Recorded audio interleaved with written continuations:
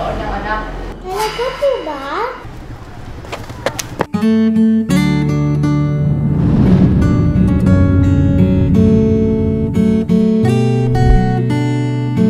Sabihin, kilala niyo yung mama mo? Opo, sabi niya po, tutulungan niya daw po ako hanapin yung totoong nanay. Ay, ingat po kayo ha.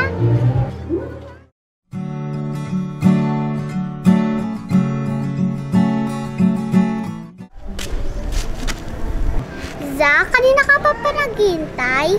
Hindi naman, wala pa pa si Ruru.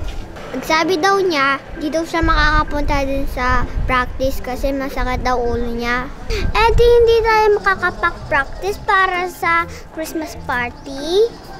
Oo, wait na lang natin si Ruru gumaling. Ah, sige pala, puntahan ko muna si nanay sa sementeryo. Samahan na kita kasi gusto kita kasama. Talaga ba? Sige, tara. Ay, wait lang, Angel. Meron din nakapupuntahan dun sa sementeryo. Sino? Yung puso kong pati na pati sa'yo. Huwag kang mag-alala. Hi, joke lang. Hi, nako, ikaw talaga, no? Ako din, meron sementeryo ka ba? Bakit naman? Kasi mukha kang patay. Ako? Mukhang patay? Mukha kang patay, patay na patay ako sa'yo! Tara na nga!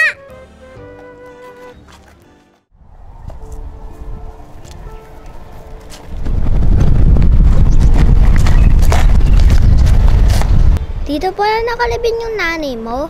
Tara, doon siya banda. Hi, Nay! Kamusta ka na po? Miss na po kita.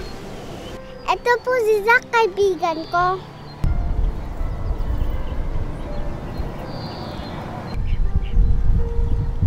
Nga pala, Nay, dala ko po yung alaala sa akin ng totoo kong nanay. Gusto ko na po siya makita.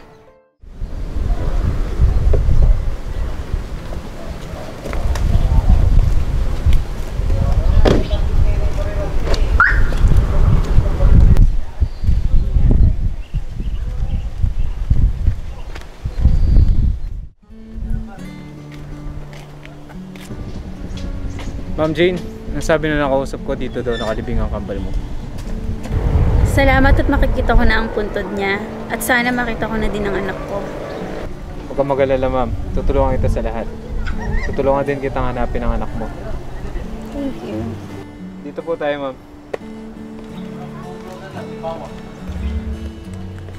Ma'am, dito na lang po ako. Bali, diretsuhin nyo na lang po yan, ma'am. Yung pangatlong puno po natin. Nandun na po siya, ma'am. Salamat. Maraming salamat, ma'am. Sige na po, Nay. Sana po na tuwa po ka sa sinabi ko. Sige na po, Nay. Uwi na po kami. Bye-bye. Love you.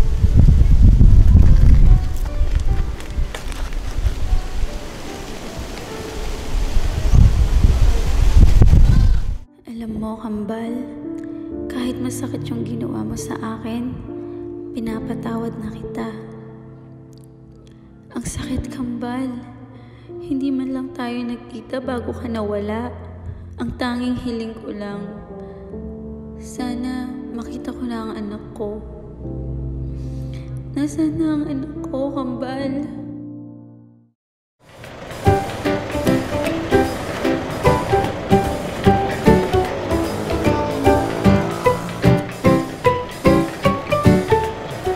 Bianca, ba't kanina ka pa wala sa mood?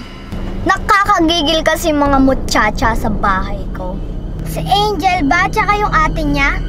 Oo, narinig ko kasi silang nag-uusap.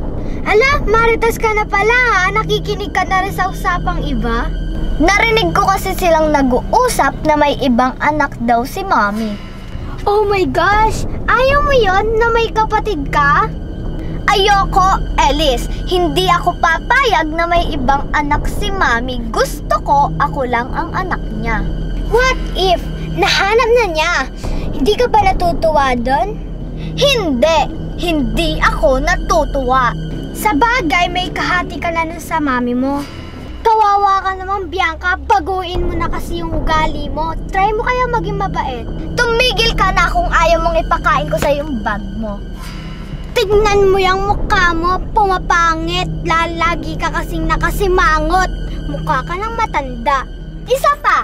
Oh, charot lang. Nga pala, may practice sila Angel, Zack at Roro para sa Christmas party natin. Anong sabi mo? Akala ko ba si Roro at Angel lang? Hayaan mo na, tara na, uwi na tayo. Hindi, tara, puntahan natin sila. Manong, tara na. Ang tagal naman ni Manong driver, may binili pa siya. Dito pa talaga siya huminto sa harap ng sementeryo.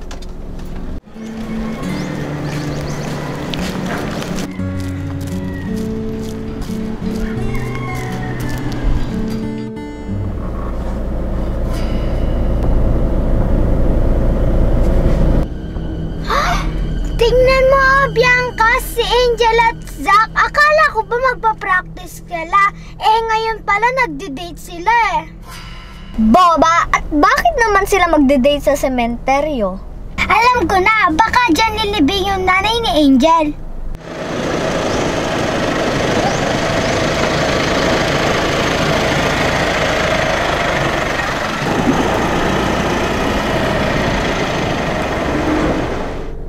Oh my gosh! Wait! Di ba yan yung kain ng mami mo? Bakit nasa sementeryo siya?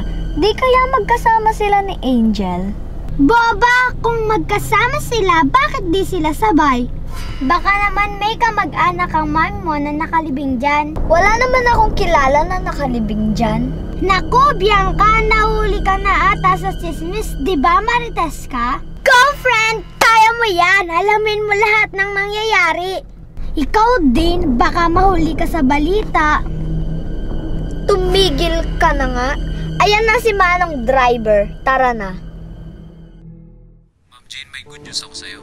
Alam ko na kung saan nakatira ang kapal mo nung nabubuhay pa siya. Talaga?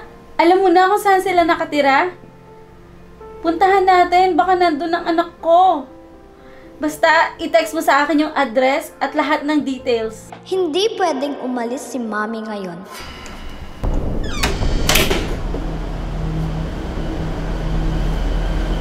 Kailangan kong mag-isip ng paraan para hindi umalis si Mami.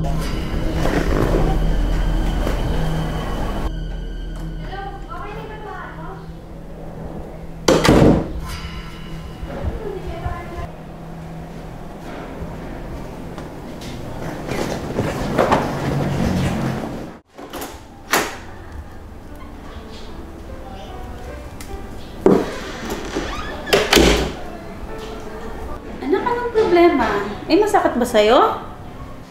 Mami, ang sama po kasi ng pakiramdam ko. Yung ulo ko po, ang sakit din po. Parang lalagnatin din po ako. Kailan mo pa nararamdaman yan, anak?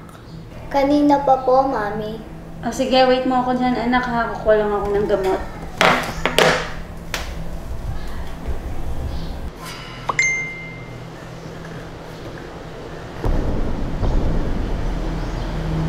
Hindi dapat makita ni Mami to. Kailangan kong i-delete to.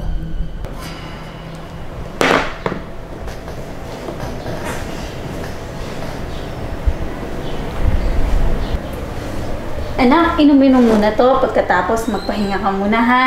Okay po, Mami.